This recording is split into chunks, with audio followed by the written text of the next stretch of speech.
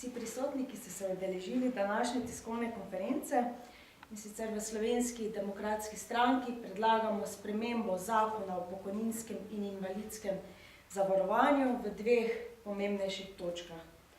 Prva se nanaša na zavarovance, ki so pokojninsko dobo dokupili po veljavnih predpisih in so sedaj v neenakem položaju napram tistim, katerim se je doba prostovoljnega zavarovanja priznala kot pokojninska doba brez dokupa. Druga sprememba pa se nanaša na nekdanje kmečke zavarovance, ki so v preteklosti plačevali višino zavarovanja za polni obseg pravic, pa jim je danes priznana višina za nižji obseg pravic. Zdaj pa če nekoliko obrazložim obe spremembi. Najprej vezano na dokupljeno dobo. V začetku novembra, natančneje, mislim, da 9. novembra smo soglasno v Državnem zboru na izredni seji sprejeli spremembo zakona o pokojninskem in invalidskem zavarovanju, ki se nanaša na prostovoljno zavarovanje pred obdobjem 31.12.2012.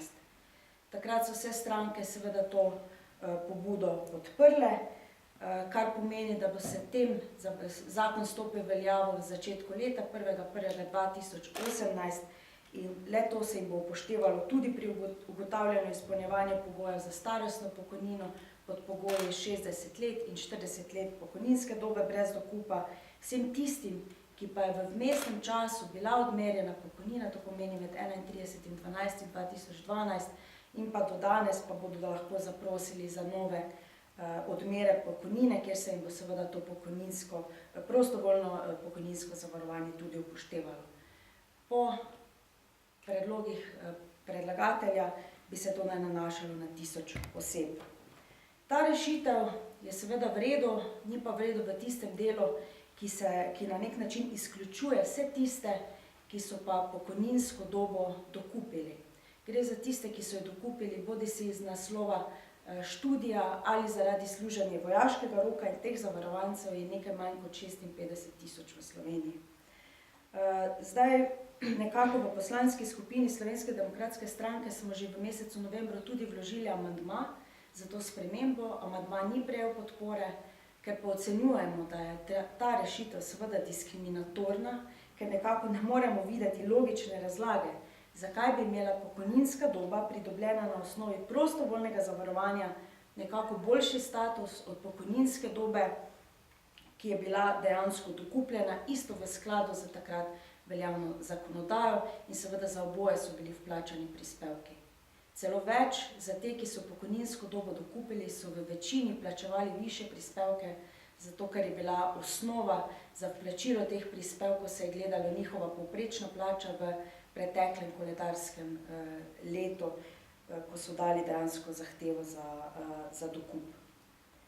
In tako seveda ocenjujemo, da je to rešitev nujno potrebno nekako rešiti in dati na isti imenovalec tako tiste, ki so bili prostovoljno zavarovani, kot tudi tisti, ki so dobo dokupili do 31.12.2012. Druga rešitev se nanaša na zavarovance iz naslova kmetijske dejavnosti. Zakon o pokojninskem in invalidskem zavarovanju, ki je bil sprejet leta 1983, je v 10. in 11. členu določal zavarovanja za kmete in pa člane kmečkih gospodinjstev. Obvezno so se tako lahko zavarovali kmetje in člani njihovih gospodinjstev, ki se v Sloveniji ukvarjajo s kmetijsko dejavnostjo kot s svojim edinim in glavnim poklicem in so imeli po takratni zakonodaji tako imenovano lastnost združenega kmeta. Takrat smo nekako imeli, lahko rečemo, dve administrativni definiciji, bili so združeni kmetje in bili so ostali oziroma tako imenovani drugi kmetje. Vsi, vkolikor so opravljali kmetijsko dejavnost kot svoj edini in glavni poklic, so se lahko tudi obvezno zavarovali, seveda od osnove, ki pa ni bila nižja od zneska najnižje pokojnine za polno pokojninsko dobo. Kaj je tukaj sporno? Sporno je priznanje pravic. Žal, najverjetneje zaradi teh dveh različnih administrativnih opredelitev, ni pomembno plačilo prispevkov, ampak je na koncu bilo pomembno zgolj to, ali je nekdo zavarovan kot združeni kmet ali kot drugi kmet. V poslanski skupini Slovenske demokratske stranke seveda predlagamo, da se izenači obseg pravic glede na višino vplačanih prispevkov.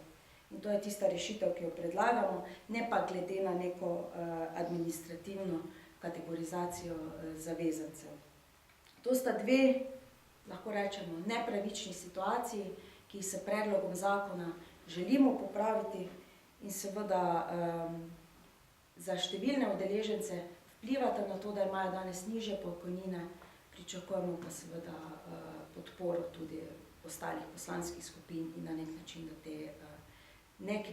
te krivice in pa tudi ta diskriminatorna dejanja popravimo. Hvala lepa. Če je kakšno vprašanje? Ja, kdaj bi to stopilo v veljavo potem, verjetno že V začetku leta. In kakšne so kaj finančne posledice? Zdaj, za finančne posledice je zelo težko predvideti. Vemo, da imamo v prvem delu glede dokupljene dobe nekje 56 tisoč zavezancev. Kakšni so to zneski, je težko oceniti, koliko imajo nižje pokojnine. Naredili smo en tak zelo, bom rekla, grob izračun, kolikor bi bilo to, bi zdaj to pomenilo 50 evrov nižje po zavezancu, bi potem prišli nekje na 20 milijonov evrov. Za te zavarovance z naslova kmetijske dejavnosti pa prav tako zelo težko podamo oceno. Niso pa to tako visoki zneski, da jih ob trenutni gospodarski rasti ne bi mogli popraviti. Predvsem v luči, kolikor smo na nek način upoštevali prostovoljno zavarovanje, je zelo težko razumeti, zakaj ne moremo upoštevati tudi te, ki so dobo dokupljeni. To so dejansko zavarovanci pod istimi pogoji takrat, seveda ob takrat veljavni zakonodaji, ki so to bodisi vplačevali kot prostovoljno zavarovanje ali ko so leta dokupili, so seveda upravičeno tudi pričakovali, da se jim bo to tudi upoštevalo. Nekako vidimo te skupini vplačevalcev na istem imenovalcu in je seveda nujno, da to izenačimo. Hvala.